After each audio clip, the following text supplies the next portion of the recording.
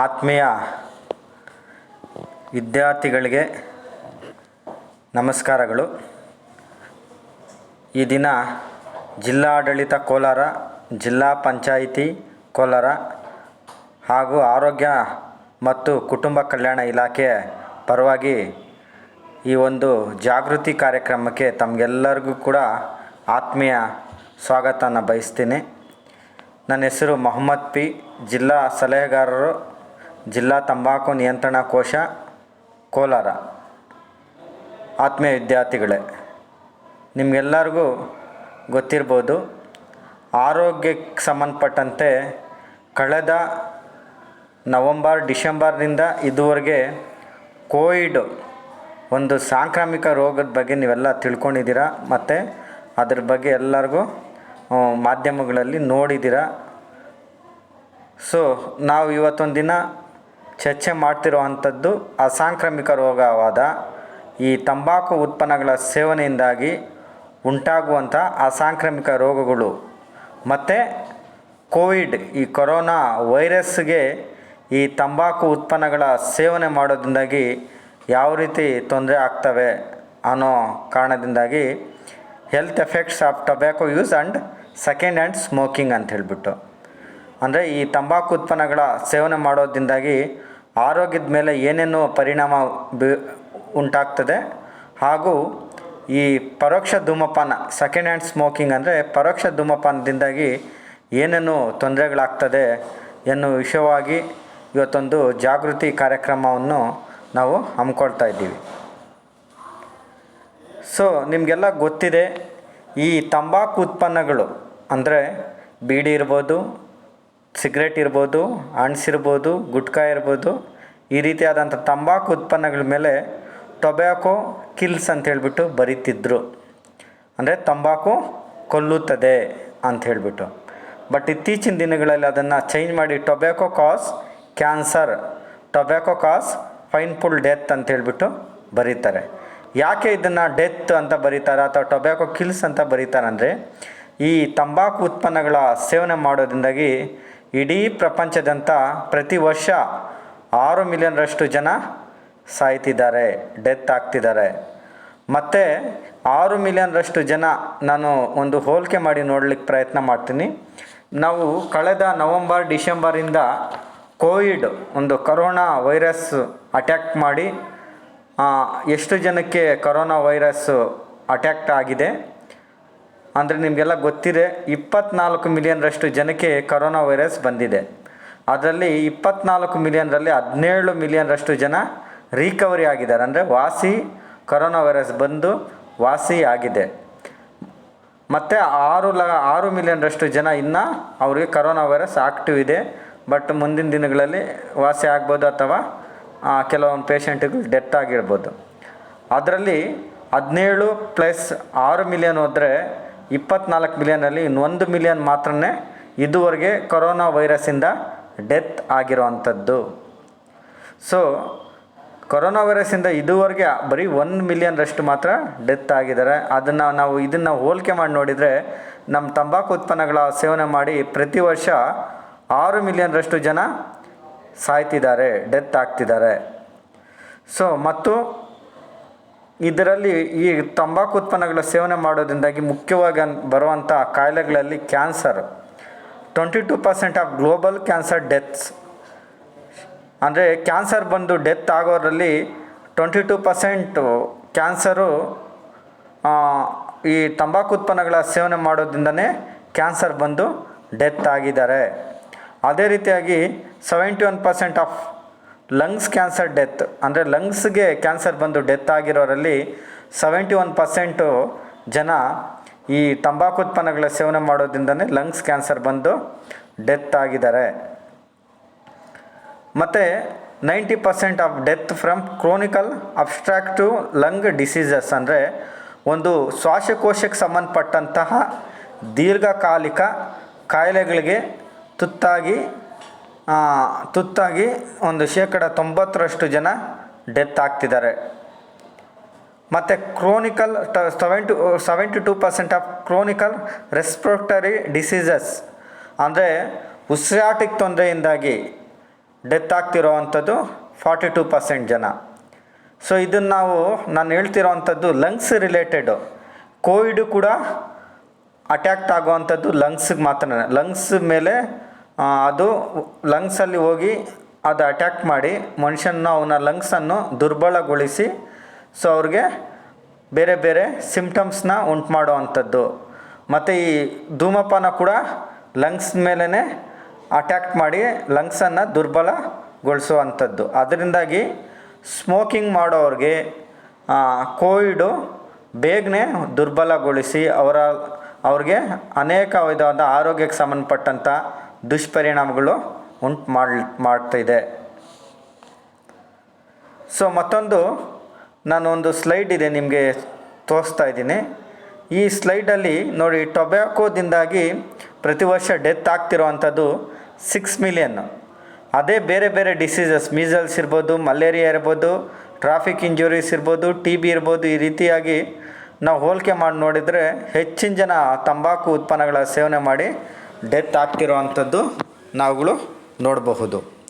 ಅದೇ ರೀತಿಯಾಗಿ ಇದು ಕರೋನಾ ವೈರಸ್ಸಿಂದ ಡೆತ್ ಆಗಿರೋದು ಕೂಡ ನಾವು ಹೋಲಿಕೆ ಮಾಡಿ ನೋಡಿದರೆ ಅದು ಕೂಡ ಇದುವರೆಗೂ ಬರೀ 1 ಮಿಲಿಯನ್ ಮಾತ್ರನೇ ಡೆತ್ ಆಗ್ತಿರೋ ಅಂಥದ್ದು. ಸೊ ನಾವು ಅದರಿಂದಾಗಿ ನಾವು ಬರೀ ಕಣ್ಣಿಗೆ ಕಾಣುವಂಥದ್ದು ನೋಡ್ತೀವಿ, ಬಟ್ ಕೆಲವೊಂದು ನಮಗೆ ಗೊತ್ತಿದ್ದರೂ ಕೂಡ ನಾವು ಅಂತಹ ತಂಬಾಕು ಉತ್ಪನ್ನಗಳ ಸೇವನೆ ಮಾಡಿ ನಾವು ಬೇರೆ ಬೇರೆ ಕಾಯಿಲೆಗಳನ್ನ ಉಂಟು ಮಾಡಿಕೊಂಡು ಡೆತ್ ಆಗ್ತಾಯಿದ್ದೀವಿ. ಬಟ್ ಅದು ನಮ್ಮ ಗಮನಕ್ಕೆ ನಾವು ಹೆಚ್ಚಾಗಿ ಅದ್ರ ಬಗ್ಗೆ ಯೋಚನೆ ಮಾಡಿ ನೋಡ್ತಿಲ್ಲ. ಅದರಿಂದಾಗಿ ದಯಮಾಡಿ ನೀವು ಒಂದು ಯೋಚನೆ, ಈ ವಿಡಿಯೋ ಮುಖಾಂತರ ನೀವೊಂದು ಕೆಲವೊಂದು ಯೋಚನೆ ಮಾಡ್ಬೋದು ಮತ್ತು ಕೆಲವೊಂದು ಇನ್ನೂ ಹೆಚ್ಚಿನ ಮಾಹಿತಿಯನ್ನು ನೀವು ಇದ್ರ ಕುರಿತು ಪಡಿಬಹುದು. ನಾನು ಇದುವರೆಗೂ ಟೊಬ್ಯಾಕೋ ಅಂತ ಹೇಳಿಬಿಟ್ಟು ಹೇಳ್ತಿದ್ದೆ. ಸೊ ಟೊಬ್ಯಾಕೋ ಅಂತ ಹೇಳಿಬಿಟ್ಟು ನಾವು ಇಂಗ್ಲೀಷಲ್ಲಿ, ಆಂಗ್ಲ ಭಾಷೆಯಲ್ಲಿ ವಿ ಕಾಲ್ ಟೊಬ್ಯಾಕೋ. ಬಟ್ ನಾವು ಕನ್ನಡದಲ್ಲಿ ಅದನ್ನು ತಂಬಾಕು ಉತ್ಪನ್ನಗಳು ಅಥವಾ ತಂಬಾಕು ಅಂತ ಹೇಳಿಬಿಟ್ಟು ಕರಿತೀವಿ. ಇನ್ನೂ ಕೆಲವರು ಹೊಗೆ ಸೊಪ್ಪು ಅಂತ ಹೇಳಿಬಿಟ್ಟು ಕರೀತಾರೆ. ಈ ಹೊಗೆ ಸೊಪ್ಪು ಅಥವಾ ತಂಬಾಕು ಅನ್ನೋ ಅಂಥದ್ದು ಇದು ರೈತರು ಬೆಳೆಯುವಂಥದ್ದೇ ಒಂದು ರೀತಿಯಾದಂಥ ಸೊಪ್ಪದು. ಅದನ್ನು ಸೊಪ್ಪನ್ನು ಬಳಸ್ಕೊಂಡು ಬೇರೆ ಬೇರೆ ತಂಬಾಕು ಉತ್ಪನ್ನಗಳಾಗಿ ತಯಾರು ಮಾಡ್ತಾರೆ. ಅದರಲ್ಲಿ 2 ವಿಧವಾಗಿ ನಾವು ತಂಬಾಕು ಉತ್ಪನ್ನಗಳನ್ನ ವಿಂಗಡಣೆ ಮಾಡಿಸ್ತೀವಿ. ಒಂದು ಸ್ಮೋಕಿಂಗ್ ಟೊಬ್ಯಾಕೊ ಪ್ರಾಡಕ್ಟ್ಸ್, ಇನ್ನೊಂದು chewing tobacco products or smokeless tobacco products ಅಂತ ಹೇಳಿಬಿಟ್ಟು ಕರಿತೀವಿ. ಸೊ ಸ್ಮೋಕ್ಲೆಸ್ ಟೊಬ್ಯಾಕೊ ಪ್ರಾಡಕ್ಟ್ಸ್ ಅಂದರೆ ಅನೇಕ ವಿಧವಾದಂತಹ ಸ್ಮೋಕ್ಲೆಸ್ ಟೊಬ್ಯಾಕೊ ಅಥವಾ ಚ್ಯೂವಿಂಗ್ ಟೊಬ್ಯಾಕೊ ನಮಗೆ ಸಿಗುತ್ತೆ. ಅದು ಎಲ್ಲ ನೀವು ನೋಡಿರ್ತೀರ, ಅನೇಕ ಟೊಬ್ಯಾಕೊ ಪ್ರಾಡಕ್ಟ್ಸ್ನ ನೋಡಿರ್ತೀರ. ಅದರಲ್ಲಿ ಜರ್ದಾ ಇರ್ಬೋದು, ರೆಡ್ ಟೂತ್ ಪೌಡ್ರ್, ಕೆಲವೊಂದು ಹಲ್ಲುಜ್ಜು ಅಂಥ ಪೌಡ್ರ್ ಕೂಡ ಟೊಬ್ಯಾಕೋದು ಸಿಗ್ತಿತ್ತು. ಇತ್ತೀಚಿನ ದಿನಗಳಲ್ಲಿ ಅದನ್ನು ಕಂಟ್ರೋಲ್ ಬಂದಿದೆ ಮತ್ತು ಕೆಲವೊಂದು ಕಡೆ ಬ್ಯಾನು ಮಾಡಿದ್ದಾರೆ. ಜರ್ದಾ ಇರ್ಬೋದು, ಮತ್ತು ಗುಟ್ಕಾ ಇರ್ಬೋದು, ಕೈನಿ ಇರ್ಬೋದು, ಮಿಶ್ರಿ ಇರ್ಬೋದು, ಮಾವ ಇರ್ಬೋದು, ಈ ರೀತಿಯಾಗಿ ಅದರಲ್ಲಿ ಯಥೇಚ್ಛವಾಗಿ ನಮ್ಮ ಕರ್ನಾಟಕದಲ್ಲಿ, ಅದು ಅಲ್ಲದೆ ನಮ್ಮ ಕೋಲಾರ ಜಿಲ್ಲೆಯಲ್ಲಿ ಹೆಚ್ಚಾಗಿ ಚ್ಯೂವಿಂಗ್ ಟೊಬ್ಯಾಕೊ ಬಳಕೆ ಮಾಡುವಂಥ ಉತ್ಪನ್ನ ಯಾವುದಪ್ಪ ಅಂದರೆ ಅಣ್ಸಿರ್ಬೋದು, ಮಧು ಇರ್ಬೋದು, ಗುಟ್ಕಾ ಇರ್ಬೋದು. ಗುಟ್ಕಾ ಅಂದರೆ ಸೊ ಒಂದು ಪಾನ್ ಮಸಾಲ ಪ್ಯಾಕೆಟ್ ಸಿಗುತ್ತೆ, ಮತ್ತೊಂದು ಟೊಬ್ಯಾಕೋದು ಪ್ಯಾಕೆಟ್ಸ್ ಸಿಗ್ತಾರೆ. ಪಾನ್ ಮಸಾಲ ತಗೊಂಡ್ರೆ ಒಂದು ಮಸಾಲ ಅಂತ ಕರೀತಾರೆ, ಒಂದು ಟೊಬ್ಯಾಕೊ. ಎರಡನ್ನ ತಗೊಂಡು ಮಿಕ್ಸ್ ಮಾಡಿಕೊಂಡು ತಿನ್ನುವಂಥದ್ದು ನಾವು ಗುಟ್ಕಾ ಅಂತ ಕರಿತೀವಿ. ಈ ಅಣ್ಸಿರ್ಬೋದು, ಇವೆಲ್ಲ ಜನ ತಿಂತಾರೆ. ಮತ್ತೊಂದು ಈ ಹೆಚ್ಚಾಗಿ ಇದನ್ನು ಚ್ಯೂವಿಂಗಲ್ಲಿ ತಿನ್ನುವಂಥದ್ದು ಈ ಕಡ್ಡಿ ಪುಡಿ. ಕೆಲವರು ಹಳೆ ಜನ ಮತ್ತು ಮಹಿಳೆಯರು ಎಲೆ ಅಡಿಕೆ ಜೊತೆಯಲ್ಲಿ ಕಡ್ಡಿ ಪುಡಿಯನ್ನು ಬಳಕೆ ಮಾಡುವಂಥದ್ದು, ಅದು ಕೂಡ ಚ್ಯೂವಿಂಗ್ ಟೊಬ್ಯಾಕೊ. ಎಗೈನ್ ನಾವು ಸ್ಮೋಕಿಂಗ್ ನೋಡೋಕೆ ಹೋದರೆ, ಸ್ಮೋಕಿಂಗಲ್ಲಿ ಸಿಗರೇಟ್ ಇರ್ಬೋದು, ಬೀಡಿ ಇರ್ಬೋದು, ಹುಕ್ಕಾ ಇರ್ಬೋದು. ಈ ರೀತಿ ಸಿಗರೇಟು, ಬೀಡಿ ಇದೆಲ್ಲ ನಮ್ಗೆ ಗೊತ್ತೇ ಇದೆ. ಹುಕ್ಕಾ ಅನ್ನೋ ಅಂಥದ್ದು ಇದೊಂದು ಒಂದು ನಗರ ಪ್ರದೇಶದಲ್ಲಿ ಹೆಚ್ಚಾಗಿ ಇದನ್ನು ಬಳಕೆ ಮಾಡುವಂಥದ್ದು. ಸೊ ಹುಕ್ಕಾ ಅನ್ನೋ ಅಂಥದ್ದು ಅದು ಕೂಡ ಒಂದು ಪೈಪ್ ಥರ, ಇಲ್ಲಿ ಚಿತ್ರ ಕಾಣಿಸ್ತೀವಿ ನೋಡಿ, ಒಂದು ಪೈಪ್ ಥರ ಇರುತ್ತೆ. ಆ ಪೈಪಲ್ಲಿ ಒಂದು ಟೊಬ್ಯಾಕೊ ಪೌಡ್ರ್ ಹಾಕಿ ಅದನ್ನು ಬೆಂಕಿ ಹಚ್ಚಿದ್ರೆ ಅಲ್ಲಿ ಹೊಗೆ ಬರುವಂಥದ್ದು, ಸ್ಮೋಕು. ಆ ಹೊಗೆನ ತಗೊಂಡು ಬಿಡುವಂಥದ್ದು. ಅದನ್ನು ಯಾಕೆ ತಗೊತಾರ ಅಂತ ಹೇಳ್ಬಿಟ್ಟು ನಿಮ್ಗೆ ಆಮೇಲೆ ಹೇಳ್ತೀನಿ. ಇದು smoking tobacco. So health impact of tobacco A slow Poisson ಅಂತ ಹೇಳ್ಬಿಟ್ಟು ಕರಿತೀವಿ. ಅಂದರೆ ತಂಬಾಕು ಒಂದು ನಿಧಾನ ನಿಧಾನಕಾರಿಯ ವಿಷ ಅಂತ ಹೇಳ್ಬಿಟ್ಟು ಹೇಳ್ತೀವಿ ನಾವು ಮೆಡಿಕಲಲ್ಲಿ. ಯಾಕೆ ಇದನ್ನು ವಿಷ ಅಂತ, ಸ್ಲೋ ಪಾಯ್ಸನ್ ಅಂತ ಹೇಳ್ಬಿಟ್ಟು ನಾವು ಕರಿತೀವಿ ಅಂದರೆ, tobacco products contain more than 4000 chemical components, 200 known poisonous and 60 cancer producing agents. ಅಂದರೆ ಈ ತಂಬಾಕು ಉತ್ಪನ್ನದಲ್ಲಿ ಏನಿರ್ತದೆ ಅಂತ ಹೇಳಿಬಿಟ್ಟು ಒಂದು ಉನ್ನತ ಮಟ್ಟದ ಒಂದು ನಮ್ಮ ಲ್ಯಾಬ್ಗಳಲ್ಲಿ ಒಂದು ಪರೀಕ್ಷೆಗೆ ಒಳಪಡಿಸಿದ್ದಾರೆ. ಆ ತಂಬಾಕು ಉತ್ಪನ್ನಗಳಲ್ಲಿ ಸುಮಾರು 4000ದಷ್ಟು ರಾಸಾಯನಿಕಗಳು ಇರುತ್ತೆ. ಅದರಲ್ಲಿ 4000 ರಾಸಾಯನಿಕಗಳಲ್ಲಿ 200 ರಾಸಾಯನಿಕಗಳು ವಿಷಕಾರಿಯಾದಂಥದ್ದು, ಮತ್ತು 60 ರಾಸಾಯನಿಕಗಳು ನಮಗೆ ಕ್ಯಾನ್ಸರ್ನ ಉಂಟು ಮಾಡುವಂಥದ್ದು ರಾಸಾಯನಿಕಗಳು ಈ ತಂಬಾಕು ಉತ್ಪನ್ನಗಳಲ್ಲಿ ಇರ್ತವೆ. ಡೇಂಜರಸ್ ಪಾಯ್ಸನಸ್ ಕೆಮಿಕಲ್ಸು ನಾವಿಲ್ಲಿ ಲಿಸ್ಟ್ ಔಟ್ ಮಾಡಿದ್ವಿ. ಸೊ ಈ 4000 ರಾಸಾಯನಿಕಗಳಲ್ಲಿ 200 ವಿಷಕಾರಿಯಾದಂಥದ್ದು ಮತ್ತು 60 ಕ್ಯಾನ್ಸರ್ ಉಂಟು ಮಾಡುವಂಥದ್ದು ಅಂತ ಹೇಳ್ತಾ ಇದ್ದೀನಿ. ಎಗೈನ್ ರಿಮೈನಿಂಗ್ ಉಳಿದಿದ್ದ ಇರುವಂಥ ಕೆಮಿಕಲ್ಸು ಯಾವುದಾದ್ರೂ ಮನುಷ್ಯನಿಗೆ ಉಪಯೋಗಕಾರಿಯಾದಂಥ ಯಾವುದಾದ್ರು ಇದೆಯಾ ಅಂದರೆ ಯಾವುದು ಕೂಡ ಮನುಷ್ಯನಿಗೆ ಯೂಸ್ ಆಗುವಂಥದ್ದು ಯಾವುದು ಕೂಡ ಇಲ್ಲ. ಎಲ್ಲ ಕೆಮಿಕಲ್ಸು ಮನುಷ್ಯನಿಗೆ ಒಂದು ಮಾರಕವಾದಂಥ ಕೆಮಿಕಲ್ಸೇ ಈ ಟೊಬ್ಯಾಕೊ ಪ್ರಾಡಕ್ಟ್ಸಲ್ಲಿ ಇರುವಂಥದ್ದು. ಮತ್ತು ಇದರಲ್ಲಿ ಏನು ಕೂಡ ರುಚಿ, ಇದು ಸೇವನೆ ಮಾಡೋದ್ರಿಂದಾಗಿ ರುಚಿ ಇರಲ್ಲ, ಮತ್ತು ಒಂದು ಮೋಜು ಮಸ್ತಿ ಆಗುವಂಥದ್ದು ಏನೂ ಕೂಡ ಇರಲ್ಲ. ಮತ್ತು ಯಾಕೆ ಇದನ್ನು ಜನ ತಿಂತಾರೆ, ಸೇರ್ತಾರೆ, ಏನು ಕಾರಣಕ್ಕೆ ಅಂತ ನೋಡೋಕೆ ಹೋದರೆ, ಈ 4000 ರಾಸಾಯನಿಕಗಳಲ್ಲಿ ಒಂದು ರಾಸಾಯನಿಕ ಇದೆ, ಅದರ ಹೆಸರು ನಿಕೋಟಿನ್ ಅಂತೇಳ್ಬಿಟ್ಟು ನಾವು ಕರಿತೀವಿ. ನಿಕೋಟಿನ್ ರಾಸಾಯನಿಕ ಇರೋದ್ರಿಂದ ಮನುಷ್ಯ ಇದನ್ನು ಸೇದೋದು, ತಿನ್ನೋದು. ಯಾಕೆ ನಿಕೋಟಿನ್, ಏನು ಇದರ ಸ್ವಭಾವ ಅಂದರೆ, nicotine is A more addictive chemical. ಇದೊಂದು ವ್ಯಸನಕಾರಿಯಾದಂಥ ರಾಸಾಯನಿಕ.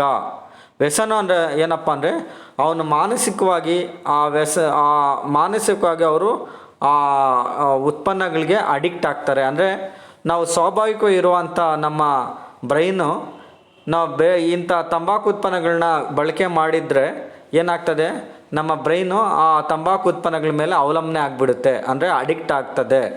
ಆವಾಗ ಅದನ್ನು ಅಡಿಕ್ಟ್ ಆದಮೇಲೆ ನಮ್ಮ ಬ್ರೈನು ಅಥವಾ ನಮ್ಮ ಮಾನಸಿಕ ಮನಸ್ಸು ಅಥವಾ ನಮ್ಮ ಮೆದುಳು ಬೇರೆ ನಾರ್ಮಲಾಗಿ ಯೋಚನೆ ಮಾಡಲಿಕ್ಕೆ ಅಥವಾ ಕೆಲಸ ಮಾಡಲಿಕ್ಕೆ ಆಗಲ್ಲ. ಅದರಿಂದಾಗಿ ಒಂದು ಸಲ ಇದನ್ನು 4-5 ಸಲ ಇದನ್ನು ಸೇದು ತಿಂದು ಬೇರೆಯವ್ರು ತಿಂತಾರೆ ಅಂತೇಳ್ಬಿಟ್ಟು ಅವ್ರು ನೋಡಿಕೊಂಡು ನಾವು ತಿನ್ನೋಣ ಅಂತೇಳ್ಬಿಟ್ಟು ಅಥವಾ ಸೇದೋಣ ಅಂತೇಳ್ಬಿಟ್ಟು ಸೇದಿದರೆ ಕೊನೆಗೆ ಅದು ನಿಕೋಟಿನ್ ನಮ್ಮ ಬ್ರೈನ್ ಅಡಿಕ್ಟ್ ಆಗಿ ಆ ನಿಕೋಟಿನ್ ಇಲ್ದರೆ ನಾವು ಸ್ವಾಭಾವಿಕವಾಗಿ ಕ್ರಿಯಾಶೀಲವಾಗಿ ಅಥವಾ ಸ್ವಇಚ್ಛೆಯಿಂದ ಅಥವಾ ಆಸಕ್ತಿಯಿಂದ ಇರಲಿಕ್ಕೆ ಆಗಲ್ಲ. ನಿರಾಸಕ್ತಿ ಅಂತ ಕರಿತೀವಿ. ಅಂದರೆ ಆ ನಿಕೋಟಿನ್ ಇಲ್ಲದೆ ಅವ್ರಿಗೆ ಯಾವುದೇ ಒಂದು ಕೆಲಸ ಮಾಡೋದ್ರಲ್ಲಿ ಅಥವಾ ಒಂದು ಯೋಚನೆ ಮಾಡೋದ್ರಲ್ಲಿ ಅವರಲ್ಲಿ ಆಸಕ್ತಿನ ಕಳ್ಕೊತಾರೆ. ಆ ನಿಕೋಟಿನ್ನ ಯೂಸ್ ಮಾಡಿದರೆ ಮಾತ್ರ ಅವ್ರನ್ನ ಆಸಕ್ತಿ ಬರುತ್ತೆ. ಸೊ ಆ ರೀತಿಯಾಗಿ ನಮಗೆ ಮೊದಲಿಗೆ ಒಂದು ಪ್ಯಾಷನ್ಗೋಸ್ಕರ ಶುರು ಮಾಡುವಂಥದ್ದು, ಆ ನಂತರ ದಿನಗಳಲ್ಲಿ ಅದೊಂದು ಕಡ್ಡಾಯ, ಒಂದು ಕಂಪಲ್ಸರಿ, ಒಂದು ವಿತೌಟ್ ನಿಕೋಟಿನ್, ಆ ನಿಕೋಟಿನ್ನ ಇಲ್ಲದೆ ನಮ್ಮ ಸ್ವಾಭಾವಿಕವಾಗಿ ಇರಲಿಕ್ಕೆ ಇರಲಿಕ್ಕೆ ಆಗಲ್ಲ. ಆ ರೀತಿಯಾಗಿ ನಿಕೋಟಿನ್ ಮನುಷ್ಯನನ್ನು ಪರಿವರ್ತನೆ ಮಾಡುತ್ತೆ. ಅಂದರೆ ನಮ್ಮ ದೇವರು ನಮಗೆ ಎಷ್ಟು ಬೇಕೋ ಅಷ್ಟು ಯೋಚನೆ ಮಾಡುವಂಥದ್ದು, ಆಸಕ್ತಿ ಬರುವಂಥದ್ದು ನಮಗೆ ಸ್ವಾಭಾವಿಕವಾಗಿ ಇರುತ್ತೆ. ನಾವು ಬೇಡದೇ ಇರುವಂಥದ್ದು ಇಂಥದ್ದೆಲ್ಲ ಚಟ್ಟಗಳನ್ನ ಬಳಸ್ಕೊಂಡು ಅದನ್ನು ಸೇವನೆ ಮಾಡಿ ನೆಕ್ಸ್ಟ್ ನಾವು ಎಕ್ಸ್ಟ್ರಾ ಮೈಂಡ್ಗೆ ಅದನ್ನೇ ಯೂಸ್ ಮಾಡುತ್ತಾದರೆ ಅದು ನಮಗೆ ಮುಂದಿನ ದಿನಗಳಲ್ಲಿ ನಮ್ಮ ಆರೋಗ್ಯನ ಹಾಳಾಗುವಂಥ ಸಂದರ್ಭಗಳು ಬರುತ್ತೆ. ಅದರಿಂದಾಗಿ ನೀವುಗಳು ಯಾರೂ ಕೂಡ ಇದನ್ನು ಬೇರೆಯವರು ತಿಂತಾರೆ, ಬೇರೆಯವರು ಸೇರ್ತಾರೆ ಅನ್ನೋ ನೋಡಿಕೊಂಡು ನೀವು ಇದನ್ನು ಉಪಯೋಗ ಮಾಡೋದನ್ನು ಮಾಡಲಿಕ್ಕೆ ಹೋಗಬಾರ್ದು. ಏನಾದರೂ ಅದರಿಂದ ಪ್ರಯೋಜನ ಇದ್ದರೆ ಮಾಡಬಹುದು, ಅದರಿಂದ ಏನೂ ಕೂಡ ಪ್ರಯೋಜನ ಇಲ್ಲದೆ ಅಂಥ ಸಂದರ್ಭದಲ್ಲಿ ನಾವು ಯಾಕೆ ಅದನ್ನು ಬಳಕೆ ಮಾಡಬೇಕು. ಮತ್ತೊಂದು ನಿಮಗೆಲ್ಲ ಗೊತ್ತಿದೆ, ಈಗಾಗಲೇ ನಾವು ಕಲ್ತಿರೋ, ಅಡಿಕ್ಟ್ ಆಗಿರೋರು, ಈಗಾಗಲೇ ತಂಬಾಕು, ಬೀಡಿ, ಸಿಗರೇಟು ತಿನ್ನೋರಿಗೆ ನಾವೊಂದು ಸಂಶೋಧನೆ ಮಾಡಿ ಅವ್ರಿಗೆ ಕೇಳಿದ್ದೀವಿ. ಸೊ ಇದು ತಿನ್ನೋದು ಸೇದೋದ್ರಿಂದಾಗಿ ಆರೋಗ್ಯಕ್ಕೆ ತೊಂದರೆ ಅಲ್ವಾ, ನೀವು ಯಾಕೆ ಮತ್ತೆ ಸೇರ್ತೀರಾ ಅಂತ ಅನ್ನೋ ಪ್ರಶ್ನೆಗೆ 99% ಜನ ಸೊ ಹೌದು, ಇದು ತಿನ್ನೋದು ಸೇದೋದ್ರಿಂದಾಗಿ ತೊಂದರೆ ಆಗ್ತಿದೆ, ನಮಗೂ ಗೊತ್ತಿದೆ, ಬಟ್ ಆದರೂ ಕೂಡ ಇದನ್ನು ಬಿಡಲಿಕ್ಕೆ ನಮ್ಮ ಕೈನಲ್ಲಿ ಆಗ್ತಿಲ್ಲ ಅಂತ ಹೇಳ್ತಾರೆ. ಸೊ ಅದರಿಂದಾಗಿ ನೀವು ಅರ್ಥ ಮಾಡ್ಕೋಬೇಕು, ದಯಮಾಡಿ ಯಾರು ಕೂಡ ಇದನ್ನು ಪ್ರಯೋಗ ಮಾಡಲಿಕ್ಕೆ ಹೋಗಬಾರ್ದು. So major illness cause by tobacco, ಮುಖ್ಯವಾಗಿ ತಂಬಾಕು ಉತ್ಪನ್ನಗಳ ಸೇವನೆ ಮಾಡೋದ್ರಿಂದಾಗಿ ಬರುವಂಥ ಕಾಯಿಲೆಗಳು ಯಾವ್ಯಾವು ಅಂತ ನೋಡ್ಲಿಕ್ಕೆ ಹೋದರೆ ನಿಮಗೆಲ್ಲ ಗೊತ್ತಿದೆ. ಎಲ್ಲರಿಗೂ ಸಾಮಾನ್ಯವಾಗಿ ಕ್ಯಾನ್ಸರ್ ಕಾಯಿಲೆ ಬರುತ್ತೆ. ಮುಖ್ಯವಾಗಿ ಕ್ಯಾನ್ಸರಲ್ಲಿ ಕೂಡ ಅನೇಕ ವಿಧವಾದಂಥ ಕ್ಯಾನ್ಸರ್ ಕಾಯಿಲೆನ ನಾವು ನೋಡ್ಬೋದು. ಅದರಲ್ಲಿ ನಮ್ಮ ಮುಖ್ಯವಾಗಿ ಬರುವಂಥದ್ದು ಬಾಯಿ ಕ್ಯಾನ್ಸರು, ಲಂಗ್ಸ್ ಕ್ಯಾನ್ಸರು, ಮತ್ತೊಂದು ಗಂಟಲು ಕ್ಯಾನ್ಸರು, ಥ್ರೋಟ್ ಕ್ಯಾನ್ಸರ್ ಅಂತ ಹೇಳ್ಬಿಟ್ಟು ಕರಿತೀವಿ. ಈ ಬಾಯಿ ಕ್ಯಾನ್ಸರ್ ಬರುವಂಥದ್ದು ಈ ಚ್ಯೂವಿಂಗ್ ಟೊಬ್ಯಾಕೊ ಪ್ರಾಡಕ್ಟ್ಸ್, ಅಂದರೆ ಬಾಯಲ್ಲಿ ಹಾಕ್ಕೊಂಡು ಜಗಿಯುವ ಮುಖ ತಿನ್ನುವಂಥದ್ದು. ಅಂದರೆ ಯಾವಾಗಲೂ ಅವ್ರು ಬಾಯಲ್ಲಿ ಹಾಕ್ಕೊಳ್ತಾರೆ, ಬಾಯಲ್ಲಿ ಹಾಕ್ಕೊಂಡು ಎಂಜಲ್ನ ಉಗಿತಾ ಇರ್ತಾರೆ. ಬಟ್ ಬಾಯಲ್ಲಿ ಹಾಕ್ಕೊಳ್ಳೋದ್ರಿಂದಾಗಿ ಅವ್ರಿಗೆ ಯಾವ ರೀತಿ ನಿಕೋಟಿನ್ ಅಂದರೆ ಆ ನಿಕೋಟಿನ್ ಇದ್ದು ಅದು ನಮ್ಮ ಜೀವಕೋಶಗಳ ಮುಖಾಂತರ ಅದು ನಮ್ಮ ಬ್ರೈನ್ಗೆ ತಲುಪ್ತಾ ಇರುತ್ತೆ. ಆಗ ಅವರು ಅಡಿಕ್ಟ್ ಆಗಿರೋರಿಗೆ ಒಂದು ಸ್ವಾಭಾವಿಕವಾಗಿ ಇರಲಿಕ್ಕೆ ಸಾಧ್ಯ ಆಗ್ತದೆ. ಯಾರು ಅಡಿಕ್ಟ್ ಆಗಿಲ್ಲ ಅವ್ರಿಗೆ ಇದು ನಿಕೋಟಿನೇ ಬೇಕಾಗಿಲ್ಲ, ಅವರು ಸ್ವಾಭಾವಿಕವಾಗಿ ಆಗ್ಲೇ ಇರ್ತಾರೆ. ಅದು ಬಾಯಲ್ಲಿ ಇಟ್ಕೊಂಡು ಏನಾಗ್ತದೆ, ಅದು ಹುಣ್ಣು ಶುರು ಆಗ್ತದೆ. ಹುಣ್ಣು ಅಂದರೆ ಕ್ಯಾನ್ಸರ್, ಓರಲ್ ಕ್ಯಾನ್ಸರ್ ಹುಣ್ಣು. ಅದು ದಿನೇ ದಿನೇ ವಾಸಿ ಆಗಲ್ಲ, ದಿನೇ ದಿನೇ ಜಾಸ್ತಿಯಾಗಿ ತುಂಬ ಜಾಸ್ತಿಯಾಗಿ ಅವರು ಡೆತ್ ಆಗ್ತಾರೆ. ಮತ್ತೊಂದು ಲಂಗ್ಸ್ ಕ್ಯಾನ್ಸರ್ ಕೂಡ ಈ ಸ್ಮೋಕ್ ಮಾಡೋದ್ರಿಂದಾಗಿ ಲಂಗ್ಸ್ ಕ್ಯಾನ್ಸರು ಬರುತ್ತೆ. ಮತ್ತು ಕ್ರೋನಿಕಲ್ ಡಿಸೀಸಸ್ ಅಂತ ಇರ್ಬಿಟ್ಟು ಸ್ಟ್ರೋಕ್ ಇರ್ಬೋದು. ಸ್ಟ್ರೋಕ್ ಕೂಡ ನಮ್ಮ ಬ್ರೈನಿಗೆ ಸಂಬಂಧಪಟ್ಟಂಥ ಕಾಯಿಲೆ ಇದು. ಅಂದರೆ ಲಕ್ವ ಹೊಡೆಯೋದು ಅಂತ ಹೇಳ್ಬಿಟ್ಟು ನಾವು ಸಾಮಾನ್ಯ ಭಾಷೆಯಲ್ಲಿ ಹೇಳ್ತೀವಿ. ಅಂದರೆ ಬ್ರೈನ್ಗೆ ಅದು ಸ್ಟ್ರೋಕ್ ಹೊಡೆದ್ರೆ ಅಂದರೆ ಬ್ಲಡ್ ಸರ್ಕ್ಯುಲೇಷನ್ನು ಕಟ್ಟಾಗುತ್ತೆ ಬ್ರೈನು ಮತ್ತು ಭಾಗಗಳಿಗೆ. ಆ ಸ್ಟ್ರೋಕು ಬರುವಂಥ ಸಾಧ್ಯತೆಗಳು ಕೂಡ ಹೆಚ್ಚಾಗ್ತದೆ. ಮತ್ತು ಕ್ರೋನಿಕಲ್ ಡಿಸೀಸಸ್ ಅಂತ ಹೇಳ್ಬಿಟ್ಟು ಒಂದು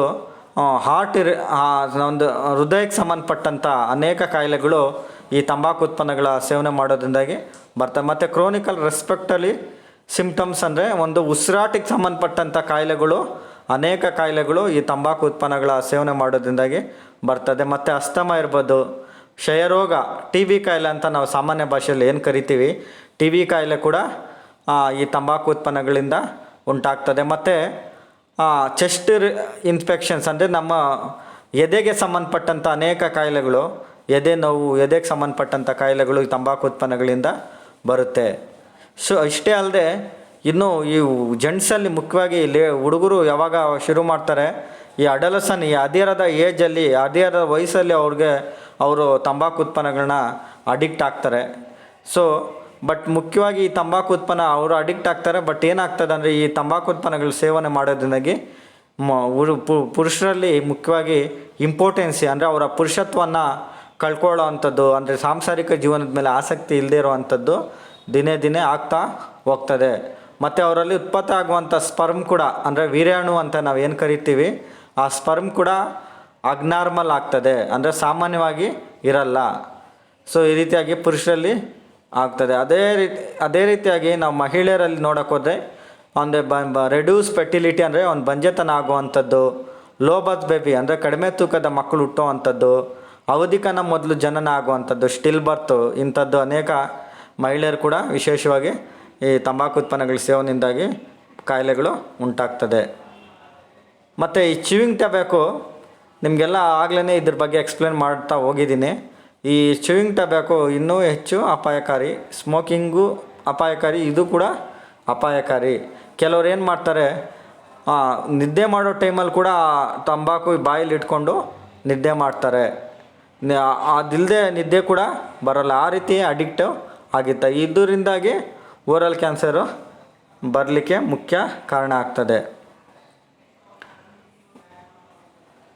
ಸೊ ಟೊಬ್ಯಾಕೊ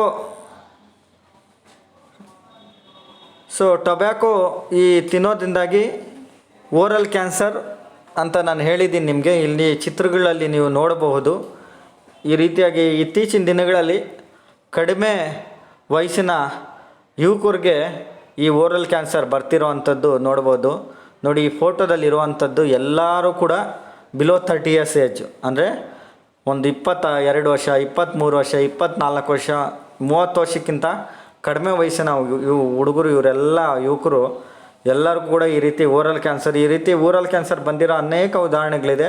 ನಾವು ಕೆಲವೊಂದು ಪಿಕ್ಚರ್ಸ್ ಮಾತ್ರ ಇಲ್ಲಿ ತೋರಿಸ್ಲಿಕ್ಕೆ ಪ್ರಯತ್ನ ಮಾಡ್ತೀನಿ. ಈ ರೀತಿಯಾಗಿ ಓರಲ್ ಕ್ಯಾನ್ಸರ್ ಹೇಗಪ್ಪ ಅಂದರೆ ಬಾಯಿ ಓಪನ್ ಮಾಡಲಿಕ್ಕೆ ಆಗಲ್ಲ, ಊಟ ತಿನ್ನೋಕ್ಕಾಗಲ್ಲ, ಹುಣ್ಣು ಕ್ಯೂರ್ ಆಗಲ್ಲ, ನೋವು, ಪ್ರಾಣ ಹೋಗೋ ಅಷ್ಟು ನೋವು ಬರ್ತದೆ, ತುಂಬ ತೊಂದರೆ ಆಗ್ತದೆ. ಈ ರೀತಿಯಾಗಿ ಓರಲ್ ಕ್ಯಾನ್ಸರು.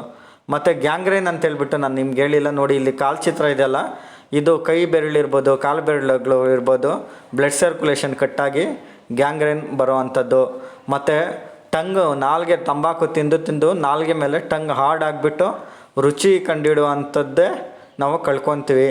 ಮತ್ತು ಹಲ್ಲುಗಳೆಲ್ಲ ನೀವು ನೋಡಿರ್ಬೋದು, ಚಿವಿಂಗ್ ಟೊಬ್ಯಾಕೊ ತಿನ್ನೋರ ಮೌತಲ್ಲಿ ಗಬ್ಬು ವಾಸನೆ ಇರ್ತದೆ, ಮತ್ತು ಹಲ್ಲುಗಳೆಲ್ಲ ಬೇಗ ಅವ್ರಿಗೆ ಉದುರೋಗುತ್ತೆ, ಸರಿಯಾಗಿ ಊಟ ಮಾಡಲಿಕ್ಕೆ ಕೂಡ ಅವ್ರ ಕೈನಲ್ಲಿ ಆಗಲ್ಲ, ಆ ರೀತಿ ಶುರು ಆಗ್ತದೆ. ಓರಲ್ ಕ್ಯಾನ್ಸರ್ ಇದು ಥರ್ಡ್ ಸ್ಟೇಜಿಗೆ ಹೋಗಿರೋಂಥ ಪಿಕ್ಚರ್ಸು. ಈ ರೀತಿಯಾಗಿ ಓರಲ್ ಕ್ಯಾನ್ಸರ್ ಜಾಸ್ತಿ ಆಗಿ ಒಂದು ನೋವಿನ ಸಾವು ನೋಡಬಹುದು. So normal versus smoker lungs ಅಂತ ಹೇಳ್ಬಿಟ್ಟು ಇದೊಂದು ಪಿಕ್ಚರ್ನ ನೋಡಿ ನೀವು. ಸೊ ನಾರ್ಮಲ್ ನಮಗೆ ಈ ರೀತಿಯಾಗಿ ಇರಬೇಕು. ಯಾವಾಗ ನಾವು ಸ್ಮೋಕ್ ಮಾಡ್ತೀವಿ, ಸ್ಮೋಕ್ ಮಾಡಿದರೆ ಸ್ಮೋಕರ್ ಲಂಗ್ಸು ಬ್ಲ್ಯಾಕ್ ಥರ ಆಗಿ ಒಂದು ತಾರ್ ಕಂಟೆಂಟ್ಸ್ ಎಲ್ಲ ಅದರಲ್ಲಿ ಸೇರಿಕೊಂಡು ಲಂಗ್ಸ್ ರಿಲೇಟೆಡ್ ಡಿಸೀಸಸ್ ಆಗಲೇ ನಾನು ಏನೇ ನಿಮಗೆ ಎಕ್ಸ್ಪ್ಲೇನ್ ಮಾಡಿದ್ದೀನಿ. ಲಂಗ್ಸ್ ಕ್ಯಾನ್ಸರ್ ಇರ್ಬೋದು, ಲಂಗ್ಸ್ ರಿಲೇಟೆಡ್ ಡಿಸೀಸ್ ಇರ್ಬೋದು, ಹಾರ್ಟ್ ಅಟ್ಯಾಕ್ ಇರ್ಬೋದು, ಈ ರೀತಿಯಾಗಿ ಕಾಯಿಲೆಗಳು ಬಂದು ಸಾವನ್ನ ಸಂಭವಿಸುತ್ತದೆ. So the power of addiction ಅಂತ ಹೇಳ್ಬಿಟ್ಟು ಈ ಒಬ್ಬ ವ್ಯಕ್ತಿಯ ಚಿತ್ರ ನಾವು ಕೇಸ್ ಸ್ಟಡಿ ಮಾಡಿರೋವಂಥದ್ದು. ಏನಪ್ಪ ಅಂದರೆ ಈ ವ್ಯಕ್ತಿಗೆ ಗ್ಯಾಂಗ್ರೇನ್ ಬಂದು 2 ಕೈ ಮತ್ತು 2 ಕಾಲು ಕೂಡ ತೆಗೆದಿದ್ರು ಕೂಡ ಆ ವ್ಯಕ್ತಿ ಮಾತ್ರ ಸ್ಮೋಕ್ ಮಾಡೋದನ್ನು ಬಿಟ್ಟಿಲ್ಲ. ಅಂದರೆ ಅಡಿಕ್ಟ್ ಒಂದ್ಸಲ ಆಗಿಬಿಟ್ರೆ ಅಗೈನ್ ಆ ಅಡಿಕ್ಷನಿಂದ ವಾಪಸ್ ಬರಲಿಕ್ಕೆ ತುಂಬ ಕಷ್ಟ. ಅದರಿಂದಾಗಿ prevention is better then cure ಅಂತ ನಾವು ಯಾವ ರೀತಿ ಹೇಳ್ತೀವೋ ಆ ರೀತಿಯಾಗಿ ನಾವು ಅಡಿಕ್ಟ್ ಆಗಿ ಕ್ವಿಟ್ ಮಾಡಲಿಕ್ಕೆ ಅಥವಾ ಕಾಯಿಲೆಗಳಿಗೆ ವಾಸಿ ಮಾಡ್ಕೊಳ್ಳೋಕ್ಕಿಂತ ಈ ತಂಬಾಕು ಉತ್ಪನ್ನಗಳ ಸವಾಸಕ್ಕೆ ನಾವು ಯಾರೂ ಕೂಡ ಹೋಗಬಾರ್ದು. ಸೊ ಮತ್ತೊಂದು ನಿಮಗೆ ಆಗಲೇ ಹೇಳಿದೆ, ಸೆಕೆಂಡ್ ಹ್ಯಾಂಡ್ ಸ್ಮೋಕಿಂಗ್ ಅಂತ ಹೇಳ್ಬಿಟ್ಟು. ಸೆಕೆಂಡ್ ಹ್ಯಾಂಡ್ ಸ್ಮೋಕಿಂಗ್ ಅಂದರೆ ನಾವು ಪರೋಕ್ಷ ಧೂಮಪಾನ ಅಂತ ಹೇಳ್ಬಿಟ್ಟು ಕರಿತೀವಿ. ಪರೋಕ್ಷ ಧೂಮಪಾನ ಅಂದರೆ ಏನಪ್ಪ ಅಂದರೆ ಒಬ್ಬ ವ್ಯಕ್ತಿ ಯಾರಾದರೂ ಧೂಮಪಾನ ಮಾಡ್ತಿದ್ರೆ ಅವನ ಆರೋಗ್ಯ ಕೂಡ ಹಾಳಾಗ್ತದೆ.